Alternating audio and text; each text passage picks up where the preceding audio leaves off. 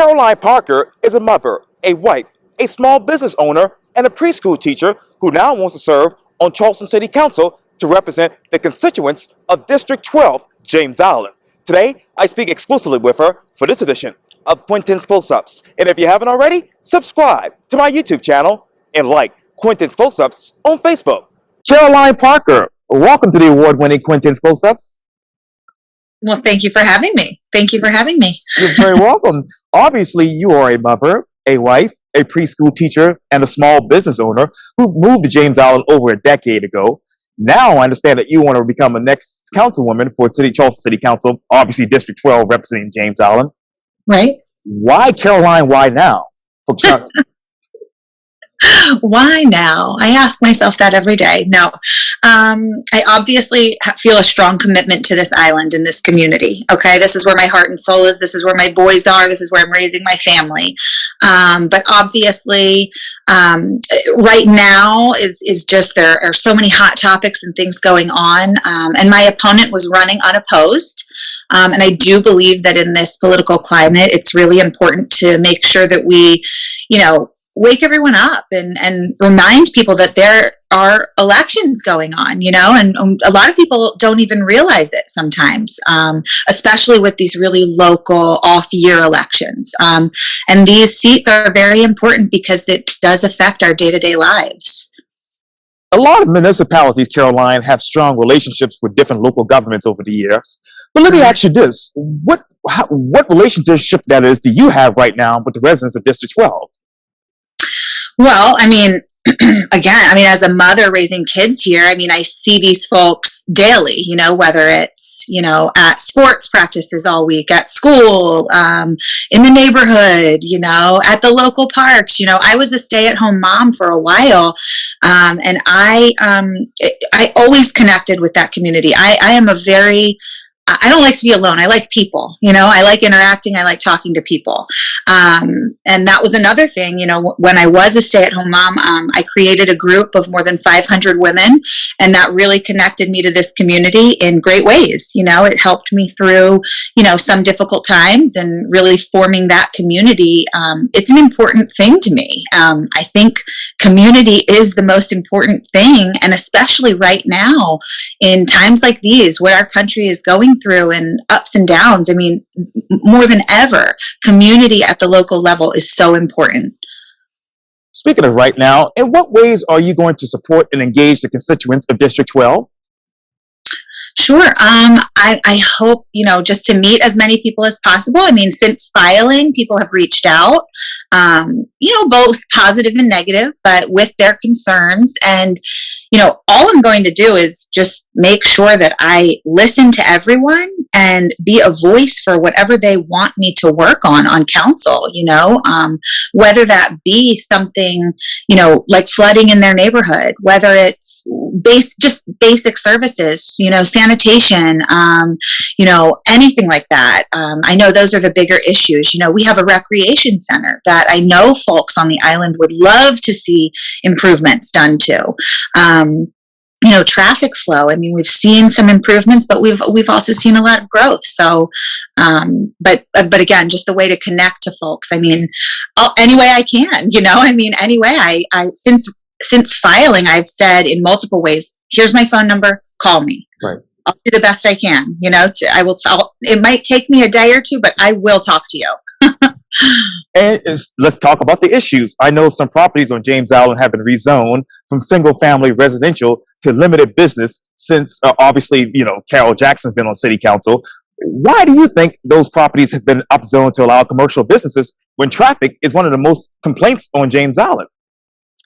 I don't know. I would have to, I think each individual entity, you have to dive into each individual one of those. And if they followed the law and went through the zoning, the zoning process and that's what was granted, I don't know. We do, I've come out in and out of some of those businesses, and I do know that traffic is an issue and safety, of course, is an issue as well. I don't know. I think it definitely has to be sort of a case-by-case basis. Again, obviously, we know that Folly Road has become a very, very busy more commercial area than residential. So we see that, we've seen that in West Ashley off of 61. We've seen it on a lot of roads. I think it was, kind of an inevitability. But again, I just have to do more research to see what we can do to help with the traffic flow in those particular instances.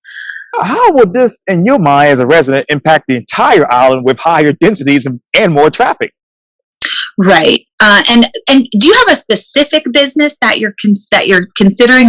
Are you speaking to kind of the smaller,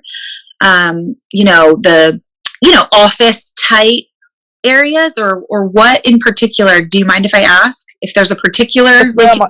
I know there's some properties on James Island that have been rezoned from single family residential to limited businesses. Right. Where do you stand on that? Again, if they went through the zoning process, I do believe in property rights, and if they went through the proper channels and followed all the laws, then, I assume they should be granted that. Again, I can't speak on a specific one because I wasn't involved, so Sure, I don't know, but the things that I'm thinking of are sort of the lower density projects. Like something keeps sticking it out in my head, like I think maybe a Tecklenburg law office or something like that. Yeah. That was one, Right. like that. They definitely seem to be smaller sort of offices. So I don't know if I'm concerned with traffic in those areas. That's why I asked if there was a bigger kind of project or development that would put pressure on our traffic. Well, let me talk to you about it. If elected, when will you get the city to revise the gathering place zoning? The gather in place zoning. The gathering place. I'll have to do more research. Okay. I don't know specifically what the maximum amounts are. I know I hear it from both sides on James Island that we don't have a lot of, local places. We are limited on space. We are limited on space. We are limited on parking. Folly, everybody wants to come to Folly. Folly Road's not getting any bigger. James Island isn't getting any bigger, but more people are coming. So, so specific instances, I would love to answer that with this is how I would do it, but I would really like to do more research into that, a definite answer. Let me talk to you about Folly Road. What are the elements when it comes to the Folly Road overlay? Mm-hmm.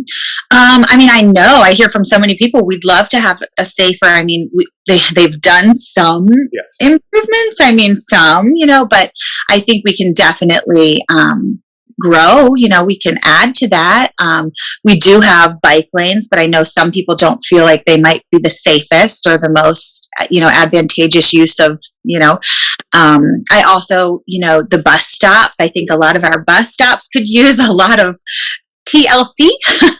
I'd like to see, there's one right here on the corner that, right around the corner from where I live. He really did a fabulous job in creating a space at this bus stop. And, the city didn't do that. That was a community member. And I think that things like that are so important. The fact that someone from our community is willing to do something like that.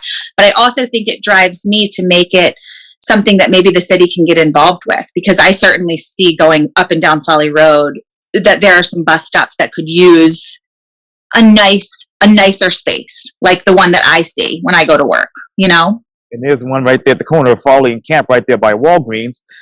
Right. And that one is nice. Like that one was redone and it looks nice, but we have a few others that are just rough.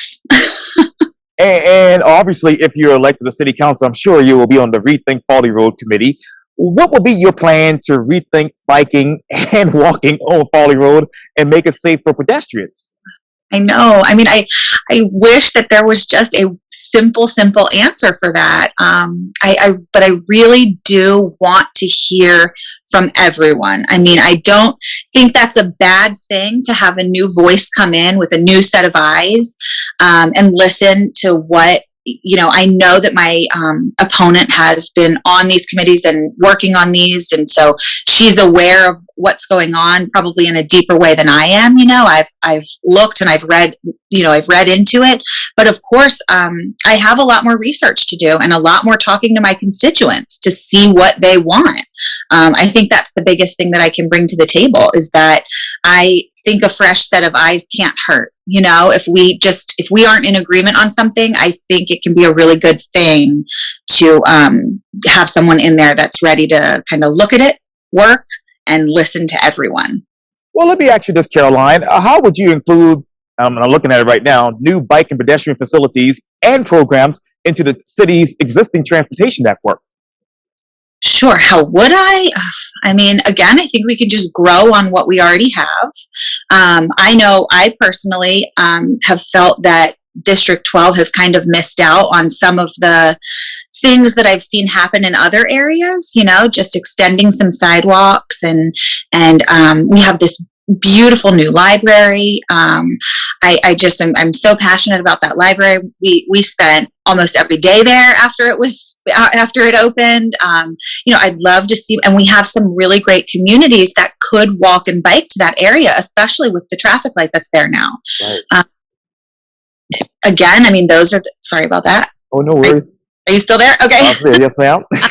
So again, I will just work hard and communicate with the right departments. I hate to say it, but I do believe that the squeaky wheel gets the grease kind of thing. I think it does take a lot of hard work and, really pushing for these things and for the money and the items needed to come to our district. So I can work on that if that's what the constituents want, And how many intersection projects are in the works in your district right now? Honestly, I don't know that. I mean, I don't know specifically. I know we have a big one. We have a lot of roundabouts being discussed.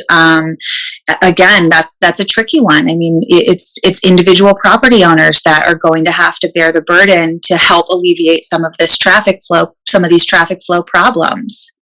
What is the quality of life on James Island right now, and particularly District 12? Well, I think the quality of life is great. I mean, I couldn't pick a better place to live right now. I mean, I truly, truly love this island. I kind of consider myself like an island girl. People are like, oh, hey, come over to Mount Pleasant. And I'm like, whoa, why would I do that? I like it over here. I'm just kidding. But, I love Folly Beach. I love James Island. I think the quality of life is great. But obviously, I think I want to see the community connect more. I think community, like I said, is an integral part of this island and why I live here, chose to raise my family here. And I want to continue to, see it be this beautiful place. Okay. Well, what has been the most important thing that has actually changed in District 12 in the past 4 years? The most important thing that's for the good? Well, in some districts, good and bad. I mean, we have a great new park, Pinckney Park, but again, that's town of James Island. Right. That's not city. The sidewalks, the roundabout on Harborview, I think that was especially for the folks that live on that side of town. I mean, those children and families can easily get all around, we just haven't seen that on, I call it our side of James Island, but sort of the other side. I'm in Ocean Neighbors, so I don't know. It's a little closer to the library and James Island Elementary. So I don't know how familiar you are with James Island Elementary, but a little bit. Okay. So that's so I live over here kind of near the library. And, we haven't seen that kind of change, necessarily over here. While it's beautiful and it's great, I'd like to see the same improvements over here. Okay. What's more important for District 12 right now? Building new homes and commercial space, or rehabbing and expanding better, utilizing the existing homes? Yeah. I know. Unfortunately, development just seems to be, it's happening. And every time a new community goes up, I'm like, oh my gosh, I didn't even know there was land left on James Island, but they keep going up. I mean, the prices are, just, they blow my mind, which is great for tax revenue. But again, where are those dollars going? are we using, I see a lot of folks renovating older homes, which I think is great and beautiful. A lot, some of the difficulties are flooding, so in some of these older communities, flood insurance is very expensive. And there was a time, and there could be, future times where it's difficult to get flood insurance on some of these older homes, which is why maybe some people lean towards the newer communities, because flood insurance is cheaper. Whether we, work with the folks that, are drawing the maps and work within those flood zones and try to help alleviate those problems, maybe that can help. But I know that the houses keep popping up and they're very expensive, but my key point is I want to make sure that some of those tax dollars come back to District 12, Okay, well then what is the current tax revenue in District 12? I don't know specifically. Are you talking millage, like the actual millage rate? Yes, ma'am. And how much money is actually coming back to the district right now, too? Exactly. I would love to know that. I haven't done enough research into that. It's something I'm passionate about. I've reviewed the city's budget, but not in specific enough detail to say, hey, why didn't the rec center get some of this? I know my husband is a supporter of the rec center, and he's sponsored. He volunteers, but I want to make sure that we as District 12 are getting some of those dollars from the city as well. We've seen flooding improvements in other areas. We've seen those tax dollars go there. I just want to make sure we're focusing our time and energy on those basic public service needs, and that's what City Council is supposed to do. Now, what is the city's current operating budget? I don't know that specifically. I'm sorry. Where in the district do you identify and also develop those unique characteristics when it comes to residential, commercial, and mixed use? Say that again. What our identity with all of that? Yeah, where in the district do you identify and also develop those unique characteristics when it comes to residential, commercial, and mixed use? Sure. I know, like I said, it almost, we have, I don't want to say two sides of the island, but we have the Harris Teeter over here. We have the Publix over here. We have the Publix over there. Yes. So have a lot of, it's sort of scattered, we are not Mount Pleasant. We don't just have one thoroughway where everything is. I mean, we do have a lot of really great local shops and local restaurants, and people, I know a lot of people were like, oh, this business goes, let's get a Trader Joe's. And there are a lot of folks on James Island who are like, no, we want it the way it is. That's why we moved here. We don't want this to see an abundance of growth, but we ultimately, with growth like this, but again, I don't think that's why folks move to James Island. I think we identify ourselves as a really great community. I like to joke and call ourselves sort of like the sister community to Folly. We're sort of the Folly sister. Yes, indeed. It's the thoroughway to Folly Beach. Right. So we sort of consider ourselves, I think, secretly Folly Islanders, I think that's why all of us moved here. It's a beautiful, beautiful island, the scenery, the people, everything. And, it really is a really unique community. That's one thing that I really took away when I moved here. This is probably going way off topic of your initial question, but I know when I moved here, it was very unique to me that you had such a you have houses ranging from, at least when I moved here, they could be $40,000 to $1 million homes. Now, it's, that sort of bumped a little bit, but we still have $150,000 homes to, $1 million homes, and I think that's a great thing. I think it makes up, my son went to James Island Elementary, and I thought it was a great school. It's just, this is why I love the island, because it is this just great group of people that I think we all want the same thing. We all want a really great, safe place to raise our families and work and living and get back and forth as quickly as possible. Those of us that don't work on the island, but And I always go to the Publix right next to Pet Helpers there on Farley Road. But let me ask you, what is the median home price in District 12?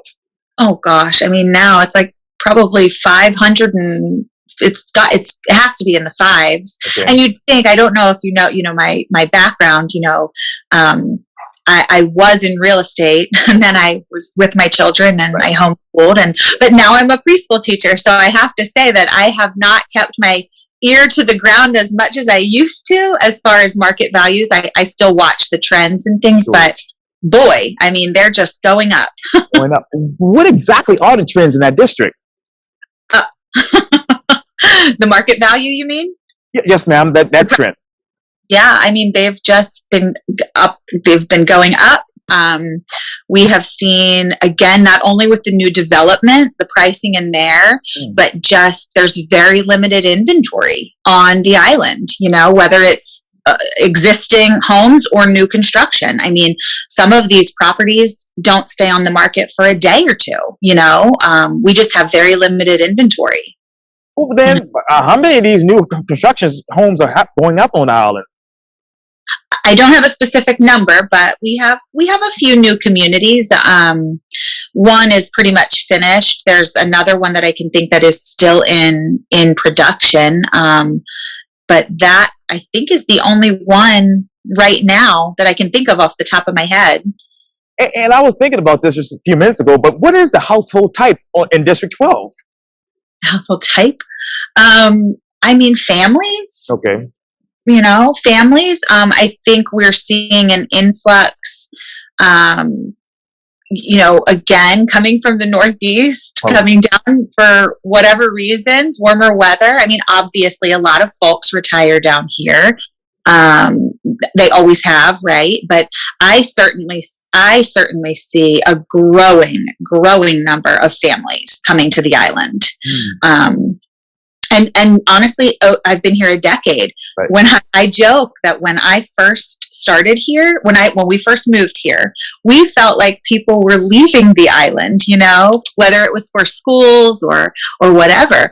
And, some of that development was good for this area because it really brought the attraction or focus. Some can say, I mean, listen, I would have been fine with the James Island that it was 10 years ago when I moved here. But ultimately, the bringing new developments and, our schools grew, they became, I don't know, better. I mean, I've only been, I have a 6th grader, so I haven't been at it that long, so I don't have enough experience, but it was great, but anyway, like I said, so people, I felt that people were moving out of James Island when I first got here, but now it's like everyone's coming to James Island, they see the beauty, they see everything that we've all known about James Island.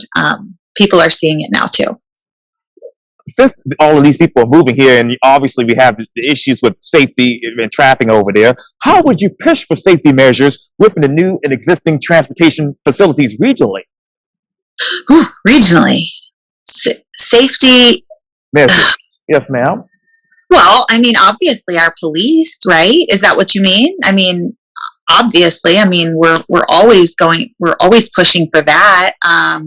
As far as safety, I mean, can you be a little more specific? What do you want? And you're saying countywide, not just citywide? Yes, safety measures within the new and existing transportation facilities. Like the bus stops? You can talk.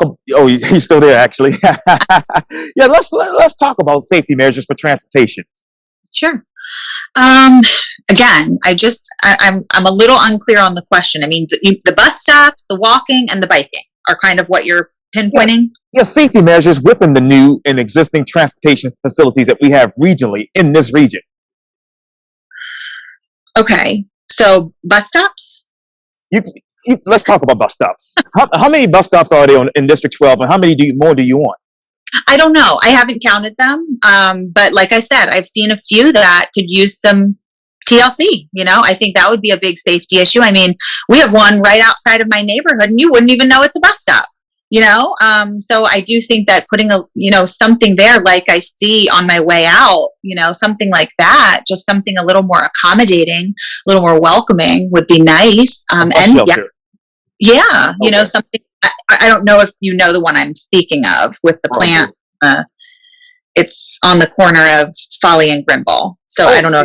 Yeah, back that way. Yes, ma'am. I know about that one. Yes, ma'am.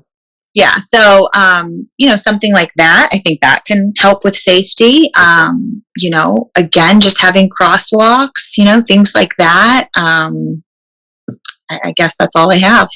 Now, would you be in favor of establishing a state-of-the-art connectivity system that connects residents and visitors to the island to the top attractions in your district and recreational spots? I see what you're saying. Yes. So as long as it does not burden the taxpayers, I'd be all for it. As long as there's a way that we can work with city, county, all of that, and just not put the burden solely on the taxpayers and find the financing for these projects, I'm all for it. I mean, why not? That's what makes the Low Country beautiful. What current private and public partnerships would you include as far as expanding for infrastructure that is in your district?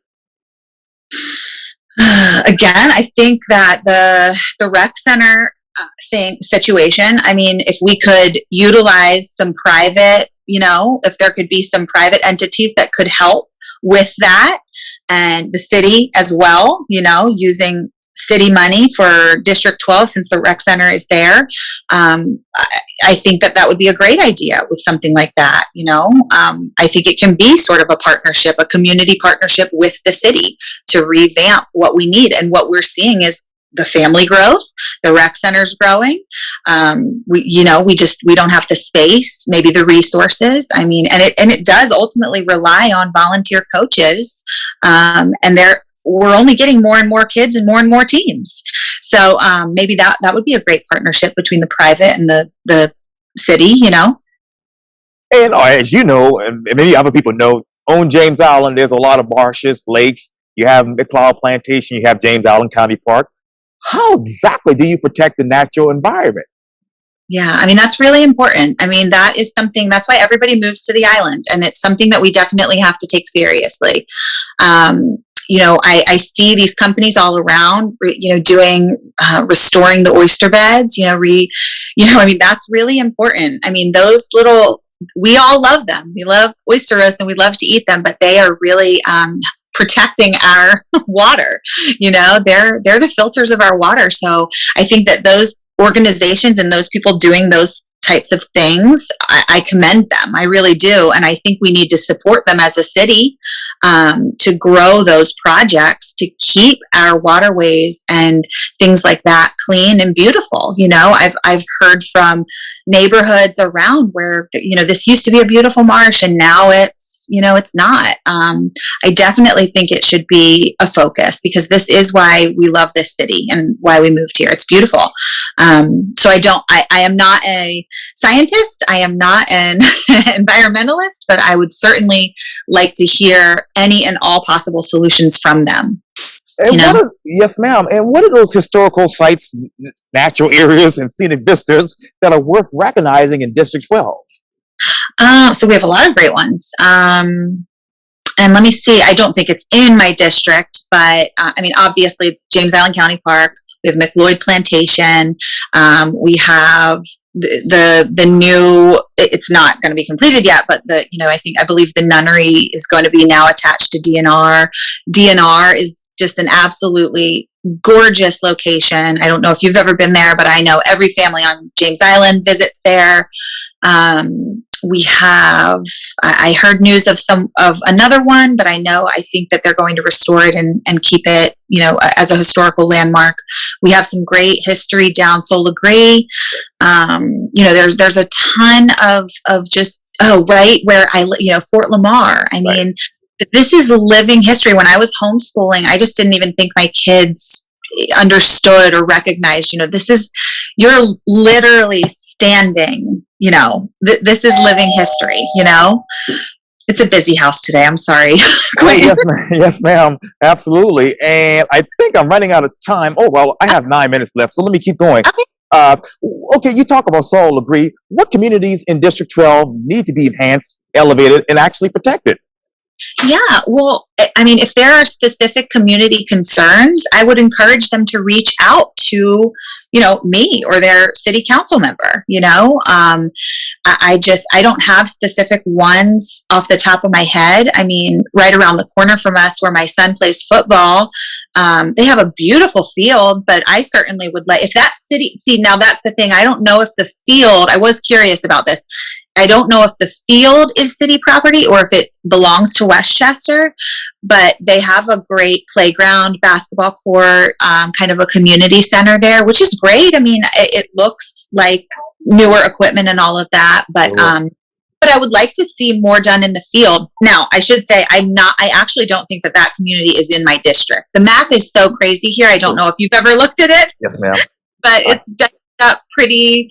I mean, you could live across the street from someone that's in the city. You could live across the street from someone that's in the town. It's really, really crazy. So that too, on a side note, is a reason that you really have to work closely with the town and the county, because James Island is so cut up that it's going to take a lot of entities sometimes to get some things done.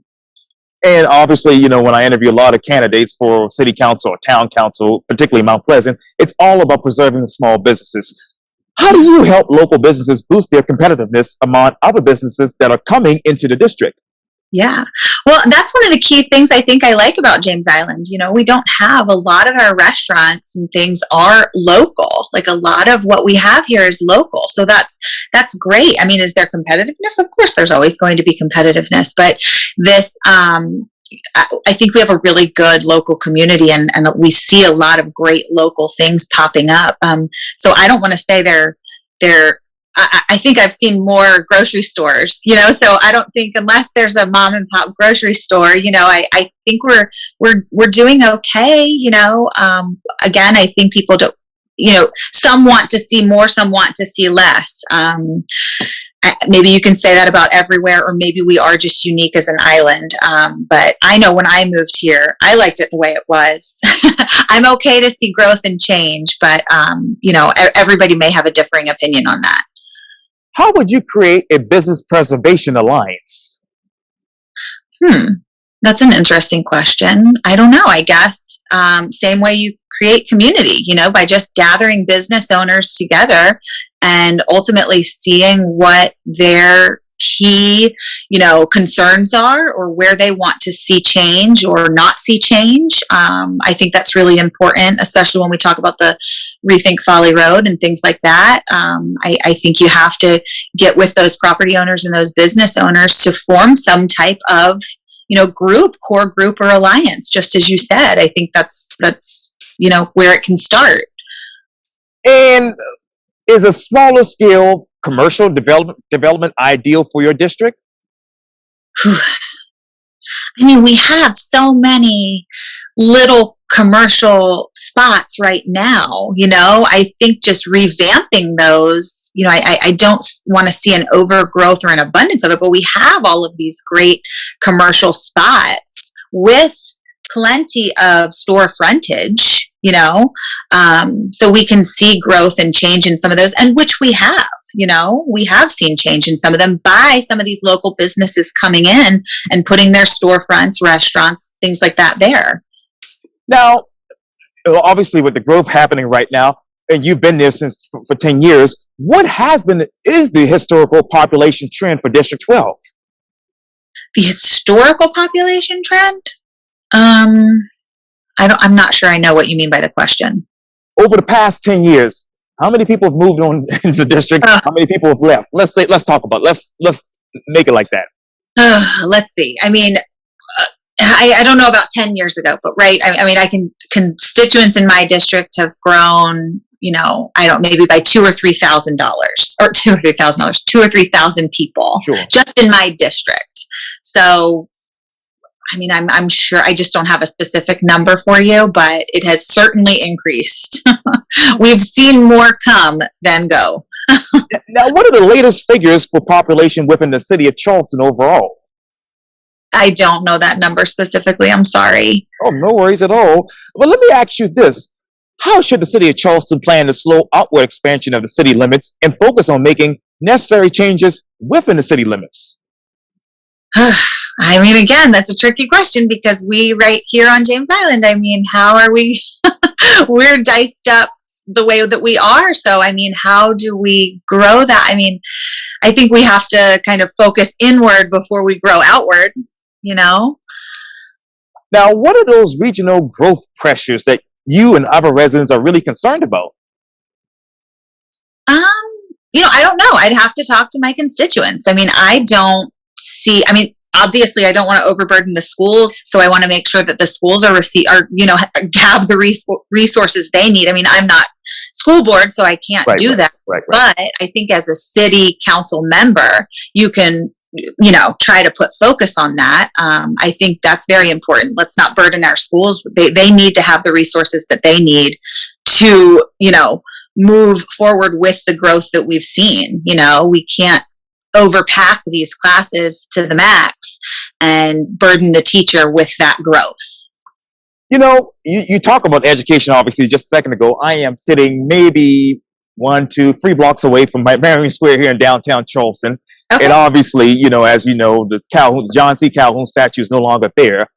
Right. If you were on city council today or even a year ago, would you have voted to take down that statue? That's a good question, Quintin. No, I probably would not have. This is, like I said, about where I live in Fort Lamar. This is a living, breathing history museum. Okay. It's not everything about Charleston's history is perfect. But I think we have to move forward. We can't go backwards. So no, if you just want a yes or no answer, no, I would not have voted to. And if you were on city council today, what committees would you want to be on? I don't know. That's a tough one. I mean, I say I'm the kind of person, as many as I could be, but definitely, anything that involves community recreation, anything that involves helping with flooding, and just community outreach and development, things that I can help in that sector. Those would be really my top 3 priorities. And I know we were supposed to start at 4, but we had to bump it up to now. And they're giving me like 30 seconds. But let me ask you, what would you do on day 1? Oh, you're welcome. Yeah. What would you do on day 1, less than a minute, if you get on council day 1? Day 1, I would thank everyone and just promise my constituents that I will be here to listen to all of them. Okay? Differing views, same views, whatever it is, I'll be here to listen to everyone. I truly believe in this position, in this community, and I want to work hard for James Island, and whatever that looks like, whatever this community wants me to work on, I'll work on. Caroline Parker, thank you so much for your time. Again, welcome to the award-winning Quintin's Close-Ups. Well, thank you for having me. Thanks for the invite. It was really great to talk to you. I hope to meet you in person someday soon. Absolutely. I'll be here.